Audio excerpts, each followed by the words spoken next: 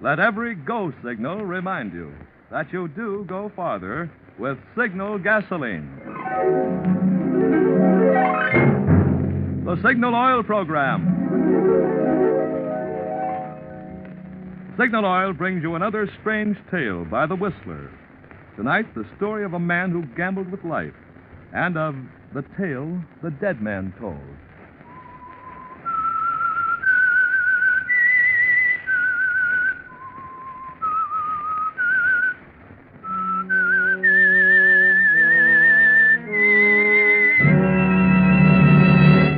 I am the Whistler, and I know many things, for I walk by night. I know many strange tales, many secrets hidden in the hearts of men and women who have stepped into the shadows. Yes, I know the nameless terrors of which they dare not speak. Before the Whistler brings you tonight's story, I want to pass along to you a few of the enthusiastic comments coming in from men in uniform to whom Signal Oil Company has been sending thousands of the exciting battleship games called Salvo, S-A-L-V-O. Lieutenant Commander Hartung, commanding the USS Bladen, writes, Signal's generous gift of Salvo games is of inestimable recreational value and will do much for the morale of this ship's personnel. And Commander A.L. Mayer of the USS Haskell writes, the crew of this vessel deeply appreciates Signal's kindness. Salvo games provide much pleasure during leisure hours. Well, friends, because of the popularity of this great game for two persons, Signal Oil Company thought you, too, would enjoy playing Salvo. So, in addition to those going to the armed forces, Signal has been able to get a limited number to be given away by neighborhood Signal gasoline dealers. A Salvo game is yours for the asking. But I'd suggest getting yours tomorrow, sure, because folks over here are sure to go for Salvo in just as big a way as men overseas are going for the Salvo games Signal Oil Company is sending them. And now, the Whistler.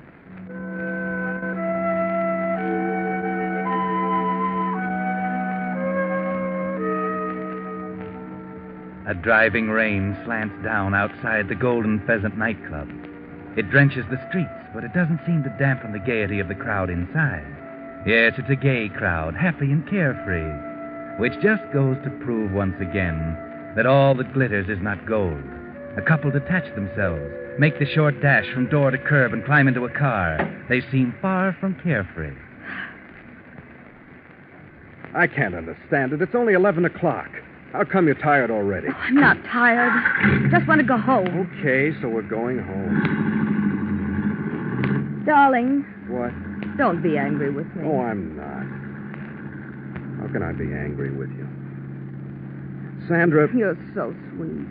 So understanding. Well, I don't understand this. We were going to have fun tonight, going on to Sammy's place after the Golden Pheasant, make a night of it. You were going to. Those were your plans. Well? Those weren't my plans. And you know, sweetheart, that we always do what I want to do. Is that so? Mm-hmm. You know, sweetheart, that I can make you do anything I want you to do. Can't I? Is that so? Well... Yeah, I guess you can. You little minx. That's better. So I take you home. When we could be having a good time. But what I want to know is why. All right, I'll tell you. Because I'm afraid of Arthur. I'm afraid he might get home ahead of us. Look, baby, I told you your husband is at the office. I left him there myself at 6 o'clock. He said he'd probably be there all night, or most of it, going over the books. This is inventory time. Very convenient, huh? Yes, very convenient for us. By the way, Bert, didn't you say you wanted to stop at the office on the way home? Yeah, I'm going to Richmond tomorrow morning. I might as well pick up my papers and things tonight. Thanks for reminding me. What would I do without you? Oh, you've gotten along pretty well. But I'm not going to get along forever without you. Sandra, when are you going to quit Arthur? When are you going to make the break? Oh, let's not worry about that just yet. Maybe something will happen to make things easier. But this has been going on now for months. I'm not going to wait forever. You'll wait, darling. Just be patient. How can you be so calm? Oh, here's the office, dear. Turn in. Oh, okay. Sandra, you're a wonderful woman. A remarkable woman.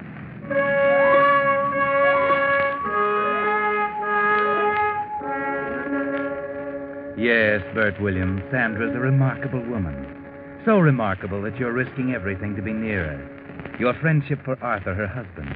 Your business partnership with him. Your reputation. None of them matter if you can just persuade Sandra to leave Arthur for you. But it's going to take a little more time, it seems. I'll just be a minute. I'm coming with you. But, Sandra... You're not going to leave me out here in the rain on this dark street alone? No, but listen, Sandra. Arthur's up there. He might hear us and come out. Oh, he won't see me, I'll promise you. Oh, all right, then. Come on.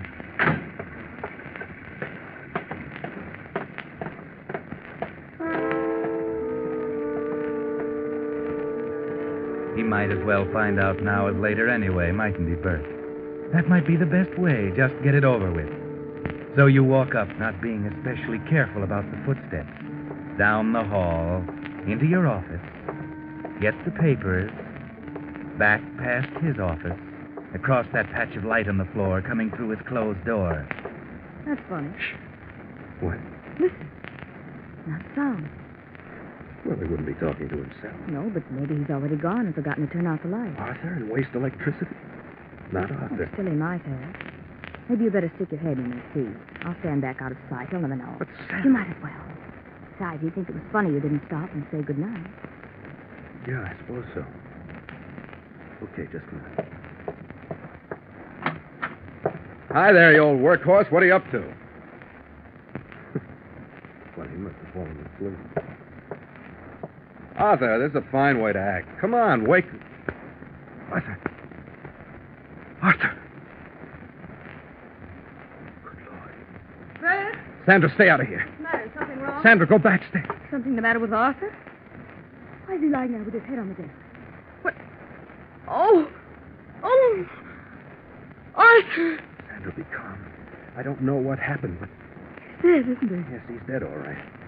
Bullet right through his temple. Oh, no! Why did he do a thing like that? I don't know. It does look like suicide. What? There, now, Sandra. Sit down. Try to keep calm. Oh, Bert.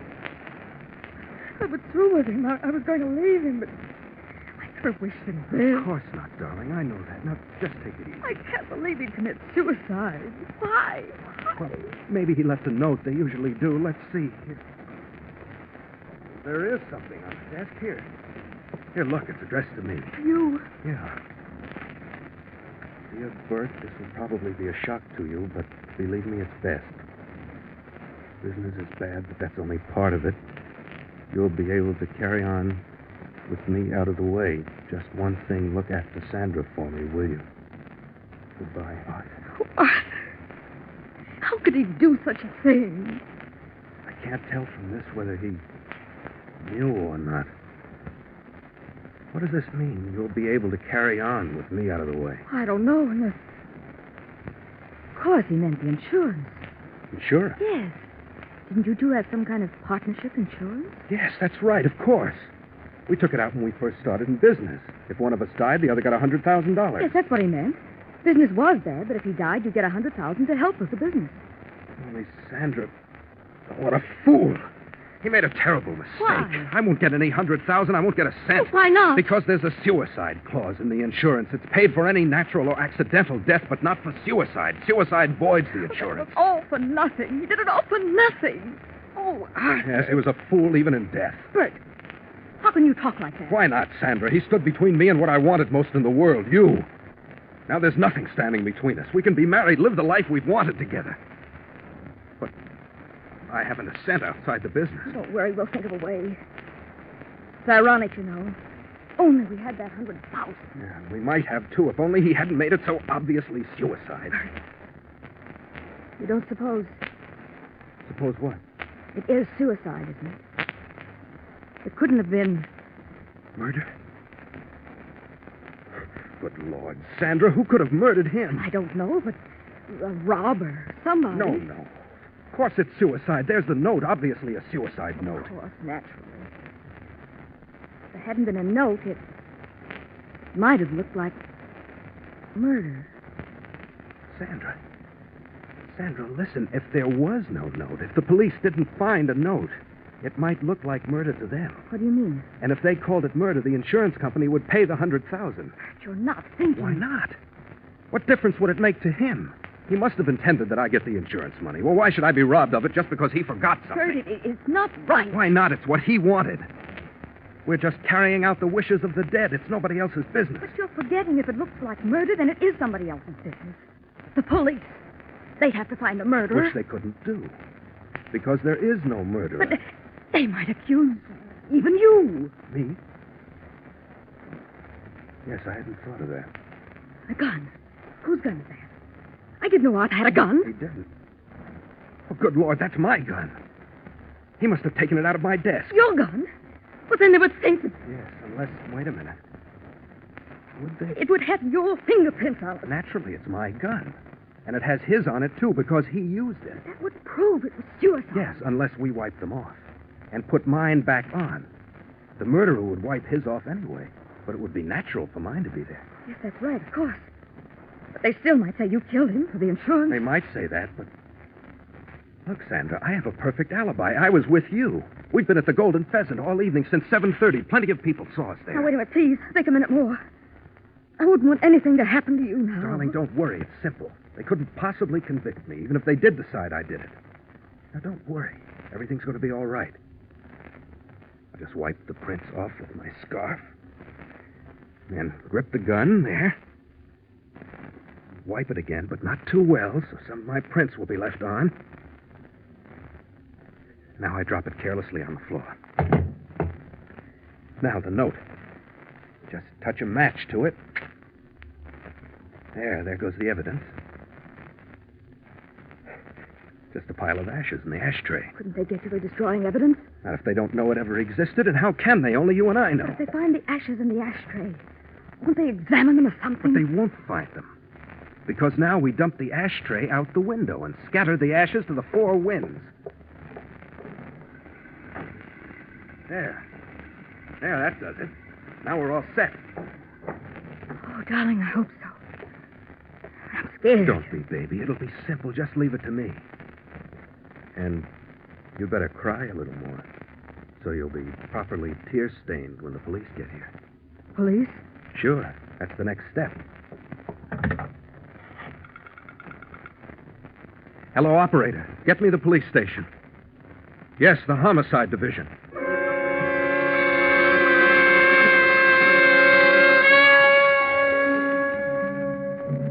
Well, Bert, you're skating on thin ice, don't you think?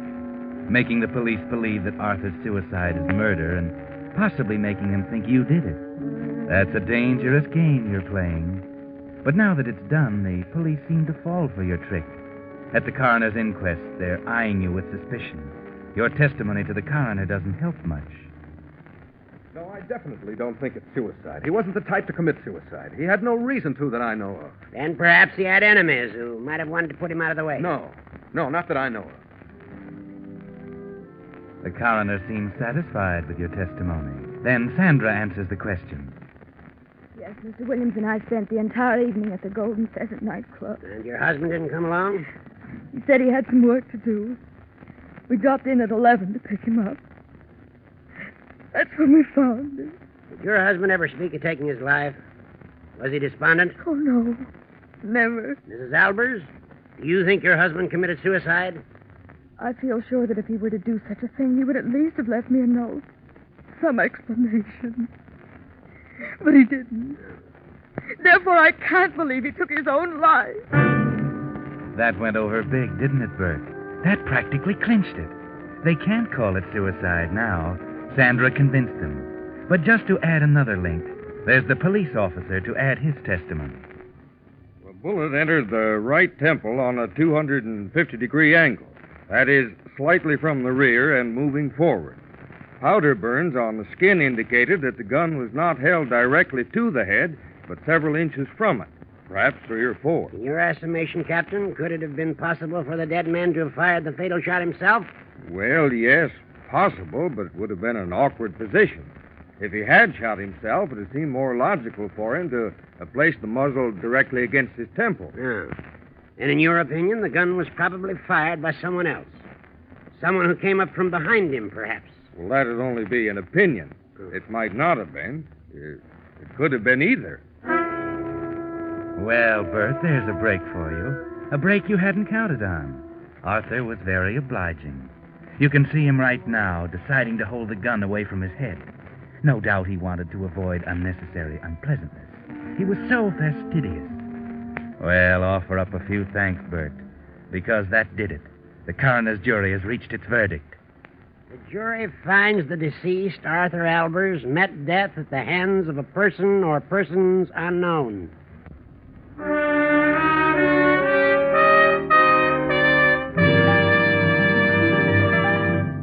You are listening to the Signal Oil program. Let every go signal remind you that you do go farther with Signal gasoline.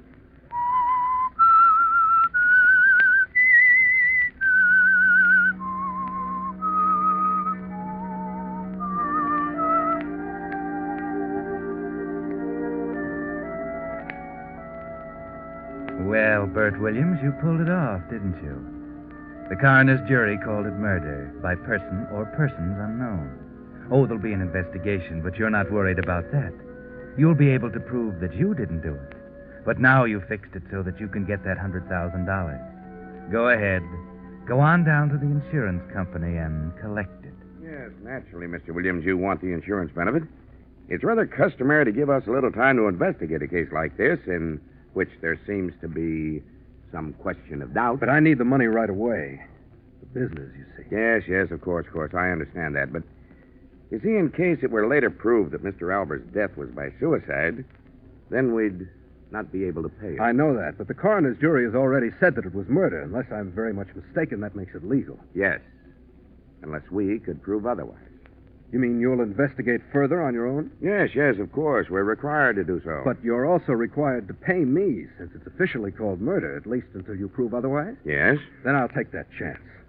And pay you back if I'm wrong and it is suicide. There's only one thing about that, Mr. Williams.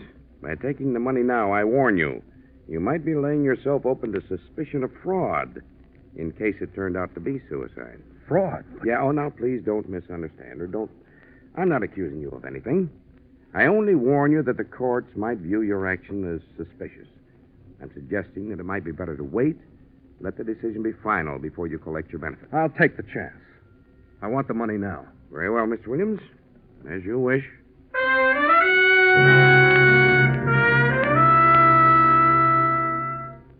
Yes, you're sure of yourself now, aren't you, Bert? Very sure. And why not? You've deposited that certified check for $100,000 in your bank. And they can't touch you. So you go to Sandra to tell her the good news. Now, baby, we can get out. Maybe in a week or two when it's all blown over. Head for Mexico or Florida, anywhere you say. Sounds wonderful, darling. I'd like to start out right now. So would I. We better let things cool off a little first. The insurance company might smell a rat if we pulled out too quickly. The insurance company has nothing to do with me. I could leave right now. Rest after the strain of the funeral, you know. Without me? Hey, now, none of that. From now on, it's us together. It's a fallacy, you know, that two can live as cheaply as one. That 100,000 would go a lot farther for just one of us. Sandra, I don't understand you. Naturally, you're going to share it with me. I don't care anything about the money except for what I can do for you. Oh, really, darling? Well, that's very nice. Because, you see, I've decided that I'll just take it all. So if you don't mind, you might write me a check or make out a bank draft or something. Sandra, what is this, a joke? No joke, I assure you, dear. I'm very attached to money. And the thought of that 100,000 thrills me, so I'd rather not have it piecemeal like a housewife's allowance. I want it now. But, Lord, Sandra, do you realize what you're saying? You're telling me it's the money you want, not me. Well, you might put it that way. Are you trying to tell me that all this time I've meant no more to you than that? Oh, it's been fun, darling. Fun? Sandra, you can't mean that. I'm afraid I do, Bert, so there's not much need for any further talk. Just transfer the 100,000 to my account tomorrow morning, and we'll call everything even. Even? What fantastic notion makes you think I'd give you the money now? It's far from fantastic. I have a notion you wouldn't like for me to tell the insurance company and the police that you perpetrated a fraud. That Arthur really did commit suicide. And you destroyed the evidence. You wouldn't dare tell them. They wouldn't believe you in the first place. How could you prove it? With a little slip of paper I have. Just a note. A note from Arthur. It came registered mail the day after he died. You might call it a suicide note. No. Yes. Isn't it logical that he'd write one to his wife as well as to his business partner? I never thought of that. No, darling, you didn't, did you? But it turned out very nicely for me. Now, when you transfer the money to my account and bring me the bank book, I'll do you a favor. I'll burn this little note like you burned the other one. Okay. You win, Sandra. That's a good boy.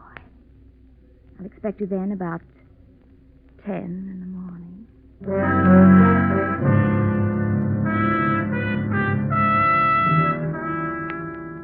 Well, Bert, that's what you might call poetic justice. Well, poetic anyway. You really got taken, didn't you? But there's nothing to be done about it. She has you on a spot. And so you'll have to go down, transfer that $100,000 to her account, and bring her the deposit slip. You watch her burn the note and destroy the ashes, and now you're even. Thanks, darling. Someday, Sandra, you'll pay for this. Someday you'll get what you deserve. Perhaps, who knows? But in the meantime, I'll be so comfortable. Thanks to you. Yes, she rubbed it in, didn't she, Bert? And you go back to your apartment smarting under her words. But you don't have too much time to think about it, Bert, because there's a man from the DA's office waiting for you when you get there. And he takes you downtown to talk to the boss. Just a couple of questions I want to ask you, Mr. Williams, just to clear up a few points. All right, anything I can do. First, a minor point. Did either you or Mrs. Albers smoke while you were in Albers' office before the police arrived? No. No, I'm sure we didn't. Mm-hmm. All right. Now, you say you were with Mrs. Albers all evening. Yes, we went to the Golden Pheasant nightclub for dinner and dancing. What time did you arrive there? Well, rather early, about 7:30, I'd say. And where were you before that? Well, I was at the office till about 6. Then I went to my apartment to dress, I suppose. I can't really remember. Mrs. Albers was not with you then? No, I picked her up about 7:15. Why? Well, you see, Mr. Williams, the autopsy proves that Albers was killed between 6 and 7. Oh, I thought... You thought what? I thought it was probably later, that's all. Is that so? No, it was definitely between 6 and 7, or just a short time after you say you left the office. And you were not with Mrs. Albers until 7:30. An hour later. Why, no, I was at the apartment, but...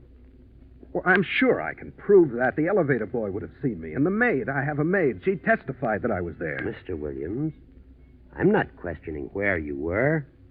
You're not under suspicion for Albers' death. I'm not? No, of course not. You never were. You see, from the very beginning, we had a pretty clear line on the real murderer. What do you mean? The ashtray was the first clue. You see, it was a little strange that a man working late at night hadn't piled up an ashtray full of cigarette butts. The ashtray had been used, but there were no butts left in it. It hadn't been dumped into the wastebasket, so we got a little suspicious. We found that it had been dumped out the window. Out the window? Yes. And among the cigarette butts that we found was one especially that interested us. It was smudged with lipstick. This naturally led us to think of a woman. A woman?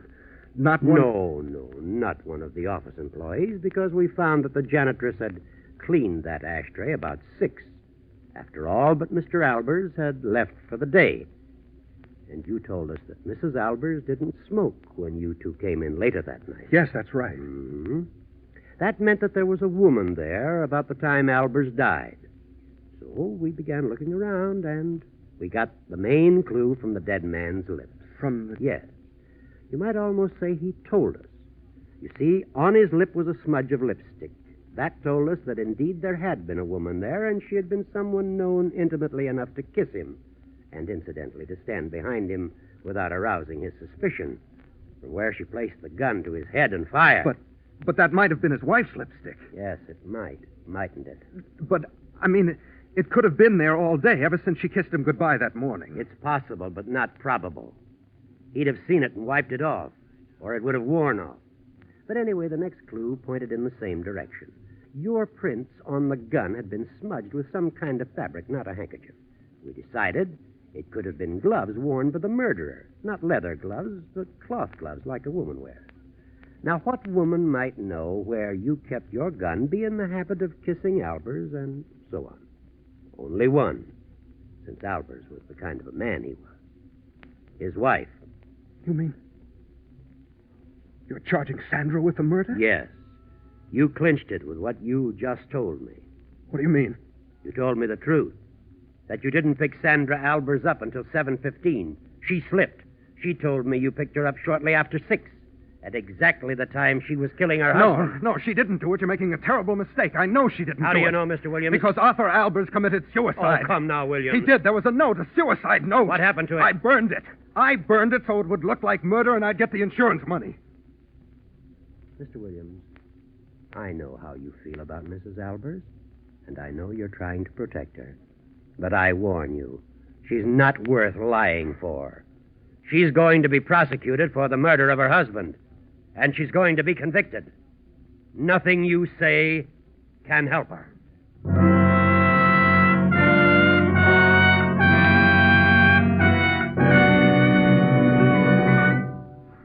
The Whistler will revise this strange ending of this tale in just a moment.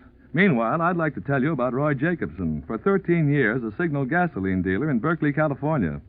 What with repairing tires, relining brakes, replacing mufflers, and other jobs to keep aging cars on the road, Jacobson is a busy man. While I was waiting for him, a customer who had just had his brakes relined commented, "I've been having my car serviced at Jacobson's Signal station for 13 years, and I have yet to hear a customer squawk. I know I can depend on his work because he's so conscientious." Conscientious. That word, friends, characterizes the kind of service you'll find in Signal gasoline stations from Canada to Mexico. And the reason for their conscientious, thorough service is that every Signal dealer is in business for himself. Most of them for many years, like Roy Jacobson. Naturally, they want to serve you so well, you'll be their permanent customer. Well, with Uncle Sam predicting that 1 car in every 12 will go off the road this year, such service can be mighty important. That's why so many drivers these days are switching to those friendly Signal gasoline dealers who make a permanent business of helping cars go farther. And now, back to the Whistler.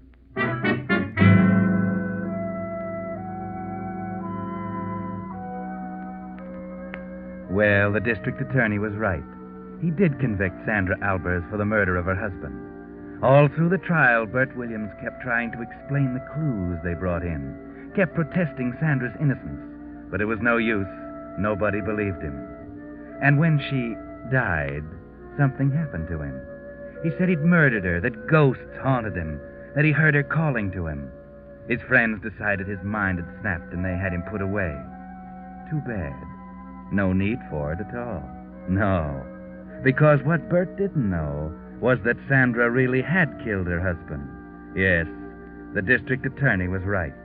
And Bert, who had started out to make it look like he had committed a murder he hadn't, ended up in a madhouse because he thought he had committed one that he hadn't. Funny, isn't it?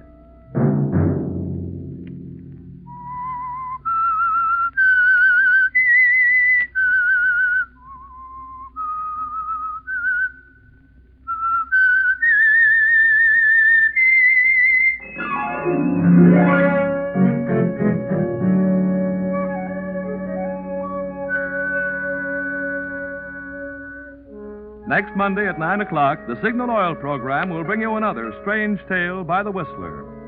The Signal Oil program is broadcast for your entertainment by the Signal Oil Company, marketers of Signal's famous Go Farther gasoline and motor oil, and by your neighborhood Signal Oil dealer, who is at your service daily to keep your car running for the duration. The Signal Oil program, produced and directed by George W. Allen, with story by John Dunkel and music by Wilbur Hatch, is transmitted to our troops overseas by the Armed Forces Radio Service. Bill Pennell speaking for your friend, the Signal Oil Company, and suggesting once again that you let every go signal remind you that you do go farther with Signal gasoline.